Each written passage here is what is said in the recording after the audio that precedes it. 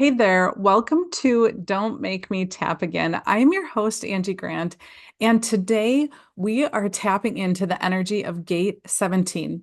Through quantum human design, it's called the Gate of Anticipation. And I want to read you a little excerpt from the Quantum Human Design Evolution Guide. Oh no, you can't see it. That's the fun of having a background, right? Okay, so anyways, it's the Quantum Human Design Evolution Guide 2026 version from Dr. Karen Parker.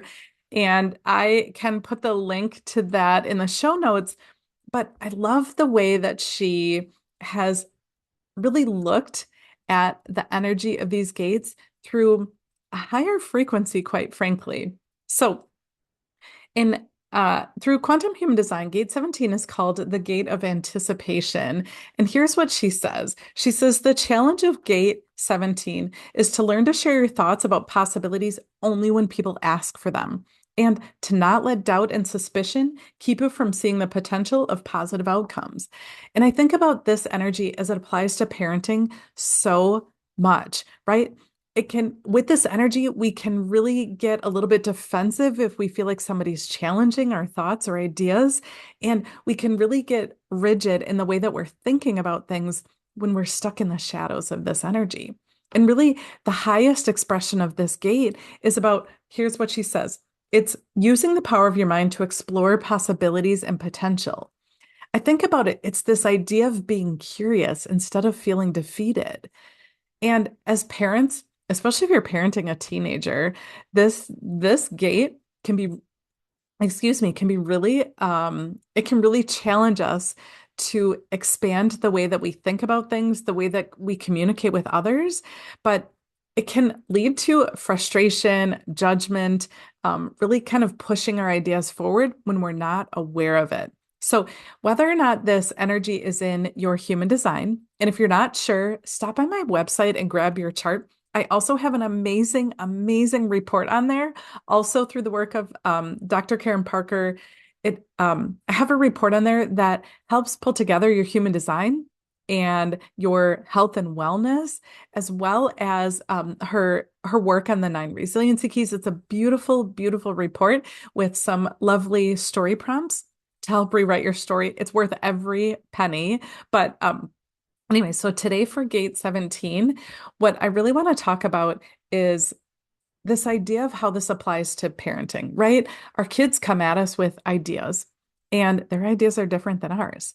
And sometimes when our kids are coming at us with ideas, we can feel a little bit defensive, or we can get rigid in the way that we respond to them, which doesn't allow us to open up to what our kids know. And so today I want to tap on this idea that what we believe may not necessarily be the truth. And it more than likely isn't our kids' truth. It's just our own. It's our own belief system. And I don't know about you, but I want my kids to think for themselves. My kids are both adults, but I want them to think for themselves. I want them to come to their own conclusions based on their own experiences. And yet I am human, and sometimes I um I push forward my own beliefs, not because I mean to or because I'm trying to like get them to, believe what I do, but because I'm human and because this energy is a real thing. So let's tap on this idea that we're not always right. And when we get rigid and not curious, well, we can cut off important relationships. So here we go. All you have to do for EFT tapping, or the emotional freedom technique, is tap along with my actions and my words if they feel right to you. I do know that just by watching my tapping, it's probably not going to change anything for you. So give it a try, tap along. You'll look ridiculous with me, but that's okay.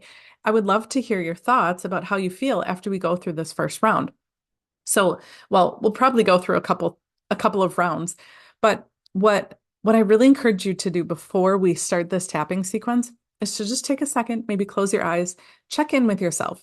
How do you feel when somebody's challenging your ideas, especially if it's somebody that you love? Does it cause you frustration? Do you get a knot in your stomach? What does that feel like to you when somebody disagrees with one of your beliefs? So that's what we're going to tap on. All right, here we go. Even though I can get really frustrated when people I love push back against my beliefs, I deeply and completely love and accept myself. Even though it can feel, I don't know, frustrating when somebody I love pushes against my beliefs or ideas, I deeply and completely love and accept myself. Even though I can sometimes get defensive when my loved ones are pushing back against me, I deeply and completely love and accept myself.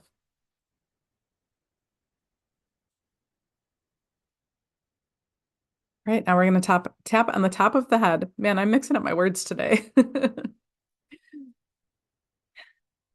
Can feel frustrated. I can feel like I'm being judged. I can feel the need to prove that I'm right. I can feel frustrated and feel the need to prove that I'm right. And then suddenly I'm arguing with my kids and not really listening to them. I can get defensive.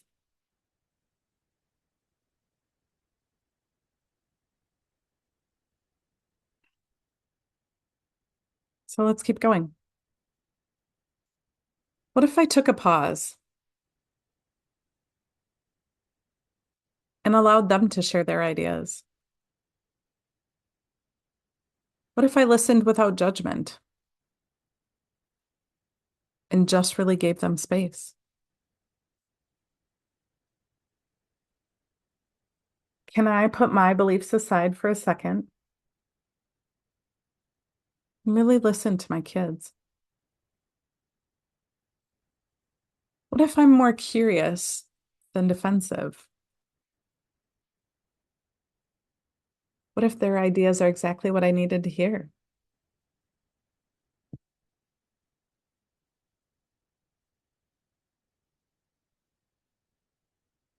So sometimes with my tapping work, as I'm working with clients, or sometimes here with you on this podcast, I like to take where I started. I usually go through a few more tapping sequences, but I want to show you how I wrap things up with something called a choice point statement. With a choice point statement, I talk about where we started and where I choose to be. So just follow along with me. Even though in the past, I'd get frustrated when I felt like my ideas weren't being heard. I now choose to have an open mind, and I deeply and completely love and accept myself. Even though in the past, I would get so defensive when I felt like others weren't listening to me, and I could get stuck in my thoughts. I now choose to approach others' ideas with curiosity, and I deeply and completely love and accept myself. Even though in the past, my rigidity would cause challenges in my relationships, I now choose to have an open mind and to be present and listen.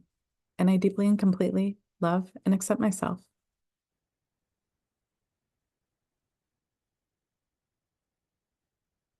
I choose to be present.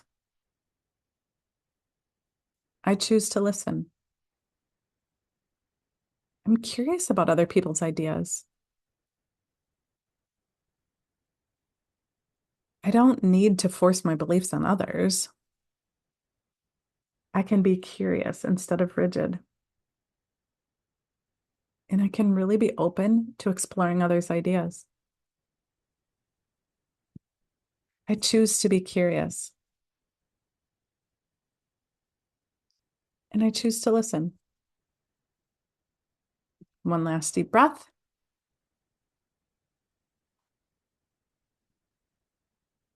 So, how are you doing?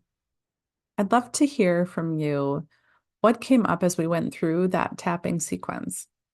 Did some thoughts come up about maybe some areas where you get stuck in your thoughts or can really get more rigid in your thinking or push forward your own ideas? If so, then I'm curious, did the tapping help you open up a space for curiosity and being present? I didn't expect any magic in a couple of tapping sequences like that, but I do hope that you felt a little bit more peace in your body, a little bit more calmness, because this is the power of EFT. Of course, it doesn't work like magic every time, but I do see time and time again that when we get the right words, when we're really tapping into what's holding you back, I have really seen that EFT has the power to create peace and calm in our body, which helps put us in a space where we're not so reactive, where we're not stuck in our old patterns of beliefs, and where we can respond to others instead of being so reactive. This is what I love about it because let's be honest, things are stressful right now in the world. And any tool that I can get that can help me calm me, where I don't need, something outside of me, some medication or something else to calm my system, I'm all in, right? Because my family needs me to be present for them, and I get to choose to do that. And you do too. So until next time, keep tapping.